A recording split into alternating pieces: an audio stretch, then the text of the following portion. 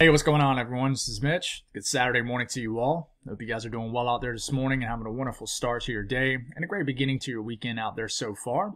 Here to discuss a few things in this morning's video. The first thing we'll talk about is the tropics, as we do have a shot at a tropical storm forming in the Caribbean over the next several days.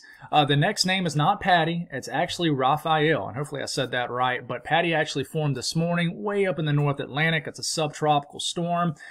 So the next name is no longer Patty, it's Raphael. So we're going to speak on the chances of this forming. I do think there's a good shot this becomes a tropical storm, but is it going to reach hurricane status? That's a big question, but I do think we have a decent idea of the general direction this is going to go when it does form, if it does form. So we're going to speak on all model guidance. We'll compare all of it. We'll even speak on like sea surface temperatures, the upper wind pattern that could promote strengthening. It could also promote eventual weakening with this system if it does form. So we'll talk about that. We'll break down what's going to happen weather-wise across the entire lower 48 for your Saturday, as there is a risk of significant severe weather across the south-central U.S. And then we'll talk about the severe risk days to come over the next several days. If you guys have not subscribed, certainly consider doing that. Like the video if you like it. If anybody has anything that I can pray about or pray over, as always, please put it in the comments below. And speaking of prayer, stay tuned for the very end of the video. If you're interested, I am going to speak on a prayer request that I have just asking if you guys could pray over. It's about YouTube, just things going on. Nothing serious at all, but I'm not going to clog up a bunch of space here in the intro of this video talking about it. So definitely jump ahead to the end or watch throughout the entire video, and I'll speak on it at the very end of the video. So let's get rolling this morning. So this is what's going on right now. I do want to note there is a area of disturbed weather right here kind of north of the Leeward Islands, and there is a shot for this to develop. In fact, this looks a little bit more impressive than this does right now, which this area that I'm about to circle actually is the area that right now has an 80% chance to develop into a depression or a named storm, tropical storm, over the next 7 days. This is the main area we're watching, but I do want to watch this area over the weekend, I would say. But we're trying to see if anything is going to develop out of this area of disturbed weather that's been kind of hanging out down here for a while now. Eventually, this is going to lift into the Northwest Caribbean, where it will have a shot to really get going kind of in this area over the next few days, maybe over the next 48 hours. So I think if there's going to be a day we really watch, it's today into tomorrow. If we could get any sort of defined low-level circulation that really gets going, I mean, I would really say today is a big day, especially, with the GFS, which I'm about to show you, really developing this quick over the weekend. If this is going to verify what the GFS is showing, which I'm about to show you, it's got to do it in a hurry, okay? But eventually, I think whatever gets going will drift into the Gulf of Mexico, maybe this way. And we just got to watch it. So this is kind of the first circle I drew right down here is really the area we're watching over the next, I would say over the weekend. So that's what's going on right now. As far as the latest from the National Hurricane Center, let's update this, see if we have the 8 a.m. update. We do not yet. But I know this says a 60% chance to develop. I don't know what's going on with the National Hurricane Center this morning, but they did not upgrade their graphic. But this is Patty up here. Patty has formed way up here in the North Atlantic. Really cool sea surface temperature. So this is just a subtropical storm. And this will actually try to bring impacts to Europe in the coming days. But this is the main two areas we're watching. This has a 10% chance to develop sometime in the next 7 days. And that's that first area I was talking about right at the beginning of the video when I was showing you satellite. And then we have this. And folks, this could upgrade to a 90% chance. It does that every once in a while. I'll drop a video and about 10 minutes later, the National Hurricane Center will make another update and change something. But right now, this has an 80% chance per the 2 a.m. update of some kind of tropical development forming in this red area. Development meaning a depression or a storm, a named storm. So this could go from an 80 to a 90 in the next update. We'll see what happens with that. So let's go over the latest GFS from this morning. And let's initialize this for like late tomorrow night. So we might as well say Monday morning. All right. It already has like a 999 millibar tropical storm. It's pretty much a tropical storm south of Jamaica Monday morning. So if this is going to get its act together, it's got to do it pretty quick for the GFS to verify. GFS proceeds to make landfall as a strong tropical storm, maybe low in Category 1 hurricane to Jamaica, or miss it just to the west, just to the left, and then proceeds to kind of head right towards Cuba as a Category 1 or 2 hurricane by the time we get into late Tuesday into Wednesday morning. Okay, eventually it cruises over the western portion of Cuba. Still a hurricane, I would say, at this point. Is a 986 millibar low. And we'll go on and just zoom into this area right here. Here it comes at the bottom of your screen. This is around Wednesday midday. Proceeds to kind of maintain strength. Goes a little bit more west than north. It begins to weaken it, and I think it does that because the sea surface temperatures in the northern half of the Gulf of Mexico cool significantly. I mean, they're like in the 70s now rather than the 80s.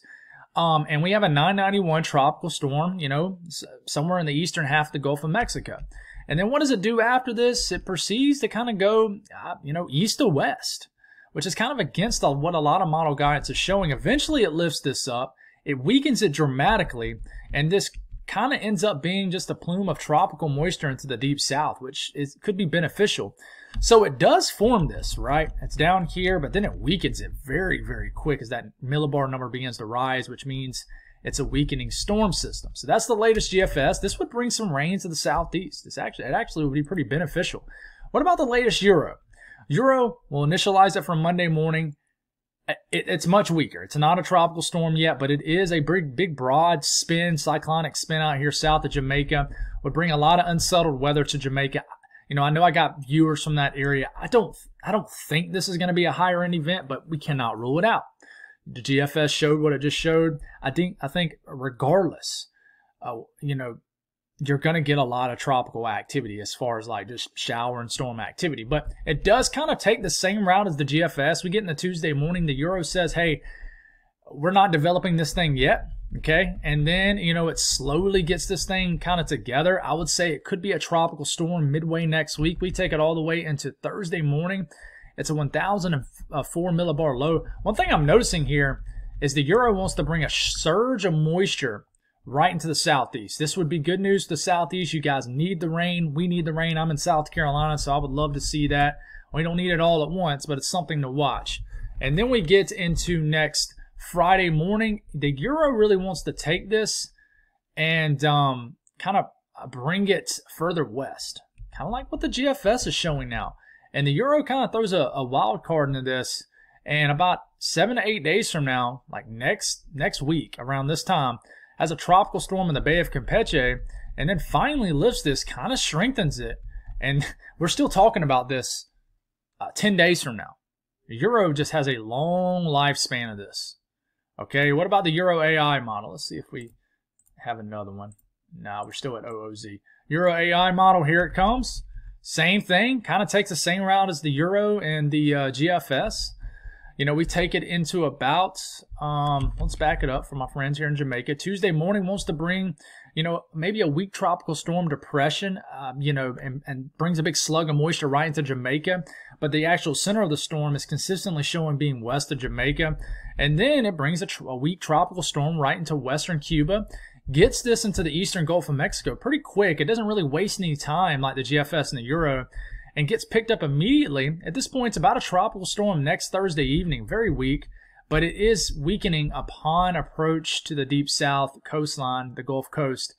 And at this point, it just brings a weak low sometime next weekend into the deep south. I really do think it's going to be very hard to have any kind of strong storm system in the northern section of the Gulf of Mexico because of how cool the sea surface temperatures are. But, you know, same thing with the Canadian. Big broad area spin brings a lot of tropical moisture into Jamaica.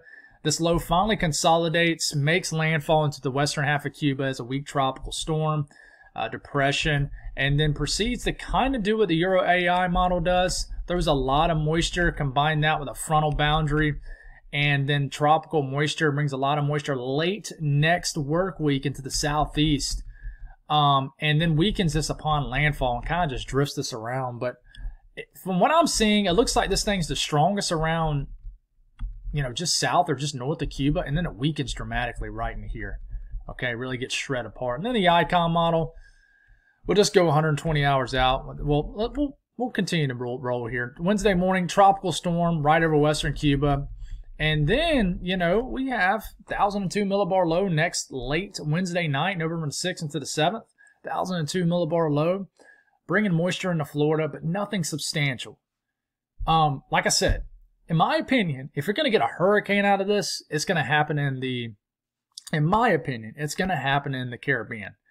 And then I really do think that it'll most likely weaken as it gets further north in the Gulf of Mexico. But as far as the ensemble guidance from the GEFS, wait, let me make sure. This is from, GEFS, and this is right now. This is between now and Wednesday morning. I mean, this makes up 21 members, guys, and many of these members form an actual low pressure, okay, of decent strength, I would say. You know, you got a lot of these go right over Jamaica right here, and, you know, most of them go over at least central to western Cuba, okay? And if we were to keep this going here, some of them want to go further west, and then a lot of them want to kind of get tucked into the eastern sections of the Gulf of Mexico, which has been a hot spot for tropical activity. But I would say a lot of this begins to spread out. In fact, we can actually update this and keep it going here. And this is getting into next Thursday evening.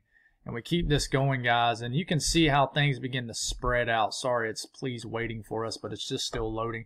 And we'll take this all the way out until about next Friday evening. We got some members way out here in the Gulf of Mexico. Some, it's already made landfall along the Gulf Coast. But most of these are weak, guys. They're weak members and would just bring out some gusty winds and some rain.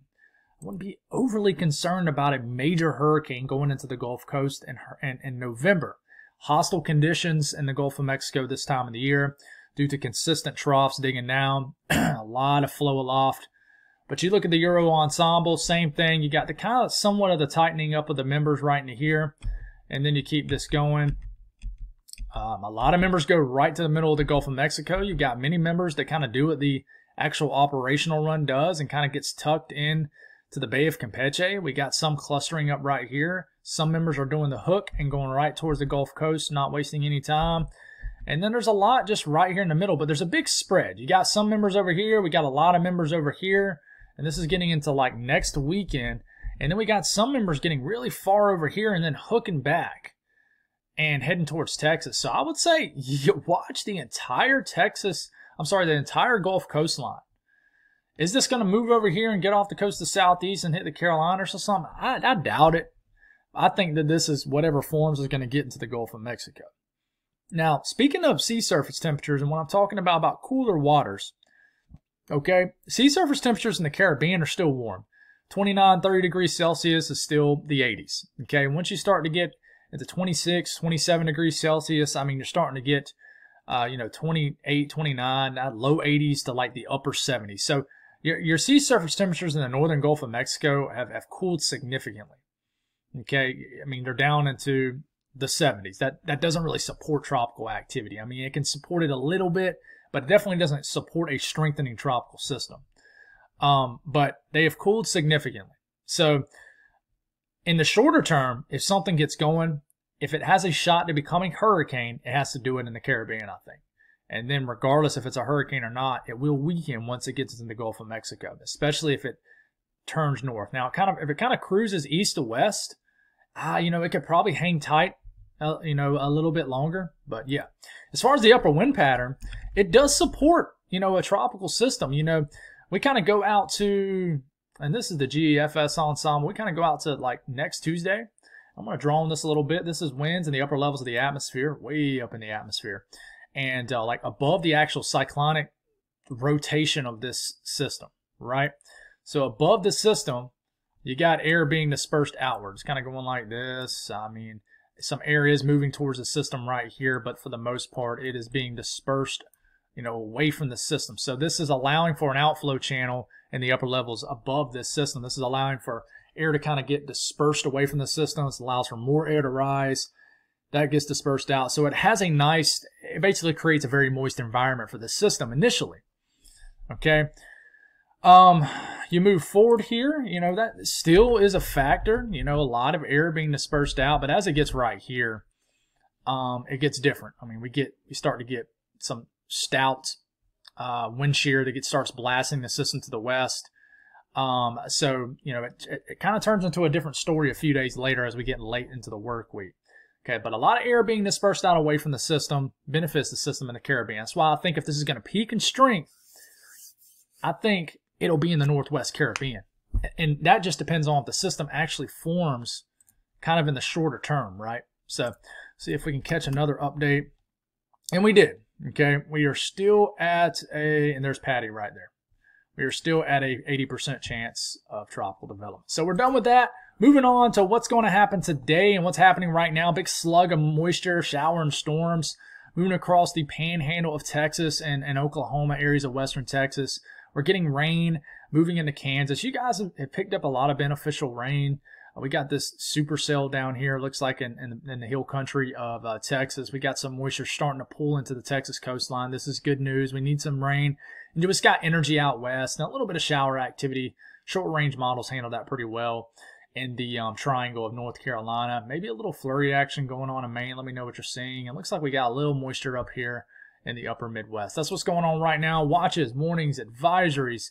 Flood watches are up for Oklahoma and these counties, North Texas, and several counties in New Mexico and western Texas. We got some dense fog out here, some winter weather advisories in this purple color, high wind watches. We got some winter storm warnings in certain areas, the Cascades.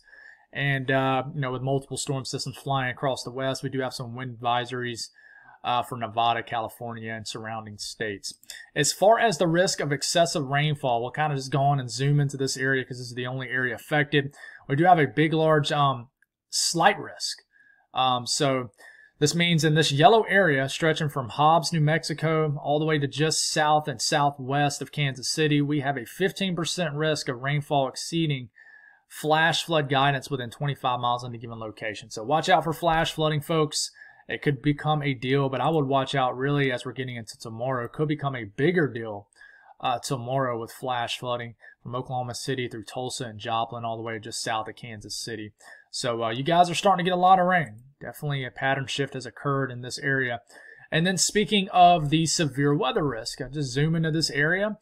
Yeah, this is day one. I want to make sure I wasn't on day two. So basically, from deep down here in southwest Texas, including Midland, just south of Lubbock, all the way to Oklahoma City, Wichita Falls, we did get that extension of the slight risk all the way up into Oklahoma City.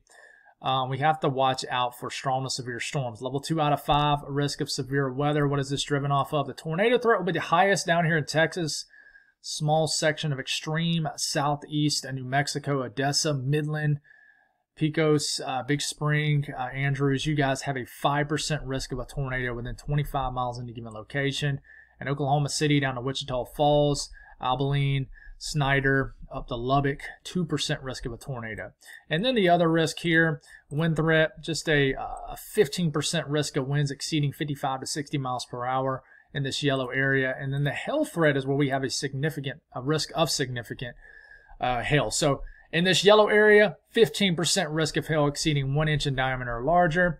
In this area right here, we have a 10% risk of significant hail. Okay, so that's a 10% risk of hail exceeding 2 inch in diameter or larger. So we could get some big hailers down here with these storms. So let's talk about the southeast first, and then we'll break down Texas and that severe weather risk. So the southeast, not a whole lot going on. Some showers along a little weak front diving down from the north could greet folks along the Carolinas. Some thunderstorms are possible in central Florida, as you see down here. The rest of the southeast, not a whole lot's going to happen. You see a lot of energy back here, but we'll talk about that here in a second. The immediate southeast, though, looks pretty quiet over the next 24 hours. Continues to be very dry. The northeast, a little bit of flurry action this morning in Maine. Not a huge deal. But the rest of the northeast, quiet day, nice weather day. Not really anything to speak on. Continues to be very dry. New Jersey, Long Island, Connecticut, southern New England. We need all the way down to the Delmarva. We definitely need a lot of rain in this area. We need a lot of rain for a lot of areas in the eastern U.S. The good news is, you know, the central U.S. has been getting a lot of rain. You know, so you're starting to make up for lost time, if you will. And just taking a look at, you know, the broad picture of things today. Look at all that rain surging through the eastern half of Kansas, eventually getting into northwestern Missouri, southern Iowa. But we'll continue just to get these thunderstorms that don't progress much west to east today, more so just kind of southwest to northeast. So we'll continue to pick up a lot of rain in these areas that you're getting it right now. But we'll keep this going here, and really later on today, this is where we watch for these supercells in western Texas. You see these individual cells here. These could be dangerous, and we're also going to get a risk of thunderstorms in eastern Texas too. But as we're starting to get into the overnight hours, definitely a big line of storms could be ongoing. Multiple lines of storms could be ongoing across the state of Oklahoma. And this is where a flash flooding threat could really get cranking. And just a closer look at Oklahoma and Texas, at these storms, main push of energy continues all morning, all afternoon in the panhandle of Texas and western Oklahoma. And then look at these storms down here in southwestern Texas. Big hailers. These have the look of producing some very large hail. And I do think we're going to get a couple tornadoes out of this. The storm chasers love chasing this area. So if you like watching the live feeds from the storm chasers, they're probably going to have some crazy footage with these probably in southwest Texas today, I would bet, because these will be supercell, discrete in nature, which means they'll be kind of all alone, and they'll be pretty wild down here. So if you live down here, please be aware of these. Protect your belongings, all that stuff. But as we're starting to get into the overnight hours, this is why I have to watch for some storms still down here in Texas, but I want to watch for a nasty line of storms that gets going across North Texas, the central portion of Oklahoma. These could produce some heavy rain, some damaging winds, and we could get a flash flooding scenario developing in this area later today. But the updraft Felicity swath really picks up on those storms down there in Texas. You see the highlighted colors. This indicates where we can have some rotation with some of these storms. Stronger updrafts, which leads to the opportunity for larger hail. But you see it along this entire line. I mean, we're going to have a rotation along this line. So I think we're going to get some tornado warnings. And I think some very photogenic and dangerous storms could get going down here that could produce that very large hail in excess of 2 inch in diameter or larger. So damaging winds are possible throughout this entire area. We'll show you that really fast. And let's go back to this. Yeah, so some gusty winds, 30, 40, maybe 50 miles per hour with some of these storms are possible. So be aware of that. And then rainfall, just between now and the next 24 hours, guys. They're going for 3 to 4 inches of rain in Oklahoma City down to Lawton, folks. And this kind of bright red right here, I mean, that's 3 inches. This kind of darker shaded, that's 2.5 inches. Lubbock going for a couple inches of rain. But from this corridor, folks, from like northern Texas into central Oklahoma, all the way up to Tulsa, folks, anywhere from inch and a half to maybe 3 to 4 inches of rain just over the next 24 hours. So a lot of rain could fall in this area. The north central U.S., a little bit of shower activity will dwindle away this morning. And then we start to get into this afternoon. A little bit of light rain could get ongoing here. Light to moderate rain across eastern South Dakota. Some rain will greet you guys in the southern counties. And then eventually the central portion of Iowa. And then we start to get all the way into the overnight hours. And this just pretty much develops into Sunday morning to an all-out rainstorm for Iowa, southern and southeastern Minnesota. And it eventually starts to get into Wisconsin tomorrow morning. And just definitely a very rainy day tomorrow. And we'll speak more on that in tomorrow morning's video. So just go on and prepare for that. The western U.S., a lot of energy. Nothing too crazy, like as far as heavy or intense precipitation, just light to moderate showers of rain showers and snow across the northern Rockies, and eventually some deeper energy will move into the Pacific Northwest, continue to pile up the snow in the higher elevations, and we do have snow just on and off across the Rockies, depending on where you are.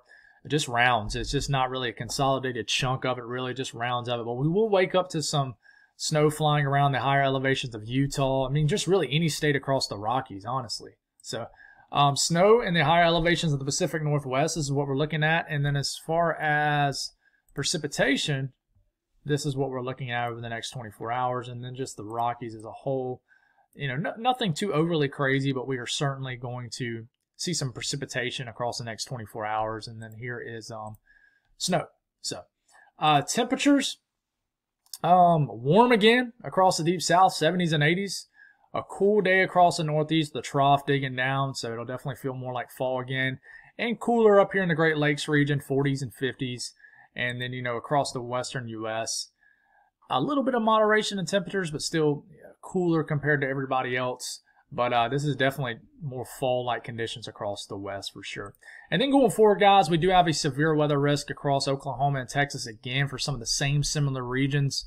You're going to get a lot of heavy rain too, so you do have that moderate risk of flash flooding. So there is a risk of severe weather once again in this area. And we do have that tornado risk for Oklahoma City down to almost San Angelo, almost down to the Dallas-Fort Worth area. So there will be a risk of tornadoes. The wind threat, 15% risk of damaging winds. And the hail threat, 15% risk of hail. This could definitely modify a little bit, go up. And then we still have a very large slight risk for Monday, stretching from northern Missouri all the way to Austin, College Station, Texas. I mean, deep down Texas. This will be a big threat, a large area under the gun for severe weather for Monday. So we'll talk more on that as we go. So that's it, guys. Like I said, I wanted to do a ask for prayers for you guys. Don't want to hold you guys up very long. Remember I talked to you about the issue with YouTube last month and, you know, with the invalid traffic. Mentally, I've gotten past it. In fact, I've had one heck of a last 7 to 10 days. It's been great. I'm not going to lie. It messed with me for about 2 weeks and just kept praying and praying. I know you guys have been praying for me too. And just it was hard to get past it because I think the idea of just not knowing when it's going to happen again, and you put so much effort and time, and guys, you don't know, you're thinking, Mitch, I don't have an idea what you're talking about. Basically, my channel got hit with invalid traffic, and I was basically accused. I wasn't accused. It happens to a lot of channels, but basically invalid traffic is when you just have non-legit, not real viewers, and sometimes your videos get put on something and it racks up a bunch of views from an invalid source. And a lot of channels, it's not just me. It's not just, oh, you know, feel bad for me. A lot of channels get hit with this, and I really feel bad for people that YouTube is their only source of income and it happens. I can't imagine how those folks feel. But it hit my channel last month. Well, not October. It hit my channel for September, and it basically affected all the videos for the entire second half of September, which, you know, that's when we were obviously covering Helene. But what I noticed this morning is it still was affecting the videos all the way to September 30th.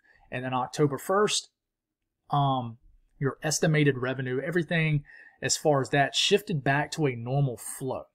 So my concern is with YouTube, when it upgrades everything, it basically, with estimated revenue, you know, it upgrades it from between the 7th and 12th. For example, it'll upgrade it from the 7th to 12th of this month, November, for the previous month. So that's when you know what you're going to bring home as far as what you did for the month prior, for the 21st of that month. That's how YouTube works. That's not any secret. It's all over Google of how YouTube works and how monetization works. So my concern now is, and I really didn't notice this until this morning when I was working out at the gym, I was just kind of fumbling through some stuff, is that when they upgrade it here in the next few days between the 7th and the 12th, that the videos that were affected at the end of September are also going to ooze a little bit in October. So, you know, obviously we were breaking down Milton, had some pretty highly viewed videos. So my concern a little bit is that some videos in October are going to get affected too. And when they make their when they make their update here in the next few days, they're going to adjust now my October revenue way on back. And it's going to end up being like that 50 to 55%, like they completely depleted my September. So with all that being said, just want to explain that to you folks. I am asking for prayers just for low anxiety about it, for clarity about it. I'll know here in the next several days. In my head, I'm already just kind of mentally preparing myself for the worst case scenario. It's not a lack of faith thing. That's just how I'm wired, because you know, you don't want to be gullible in the situation. You don't want to always expect the best. But, you know, just praying for whatever happens, clarity, because I got that over the last several days. But, of course, there's a big question mark coming up. It's almost a test rule on my channel, because I ended up getting an email back from YouTube about it. But they basically said that my traffic was the words they used were very weird. They said that my content was released from the throttler. So whatever that means. And they basically, in their own little lingo, said that my content should not have been, quote unquote, enforced on. So they almost said that my channel should not have been affected by invalid traffic and shouldn't have been hit. But then when I asked, hey, when are you guys going to readjust my revenue back? I never got anything back from them. I sent multiple emails and they flat out left me hanging, which is very sketch on YouTube, but there's nothing you can really do about it. There really isn't. So it's not like you can sue YouTube. Anyways, just asking prayers that I'm not asking necessarily for prayers that this will, my revenue won't get affected. I'm just asking for prayers for clarity on my end, because we just got to keep rolling regardless. We've built a solid community here. We pray for one another. We look out for one another. I think we all glorify God on this channel, and I never want to get unmotivated because of things I can't control. Okay, I enjoy this way too much to worry about that too much, but of course I put in a lot of effort on this, and for it to just pretty much be wrongfully taken, it is a little bit demoralizing. I think most of you guys can understand that. So just asking for prayers for that, for the situation to work out the way it should. I will know probably by around this time next weekend. We'll have an answer to that. And regardless, we just got to keep moving, because I'm not going to stop. So God bless all y'all. Have a wonderful day. Sorry for the spill there, but we always keep it personal on this channel. And you guys always ask if, I got anything that I need prayer for. And that is something that certainly just asking for prayers for just continuous clarity on the situation and just for a resolution. So God bless all y'all. Have a wonderful day. Stay safe. And I'll talk to you again tomorrow morning.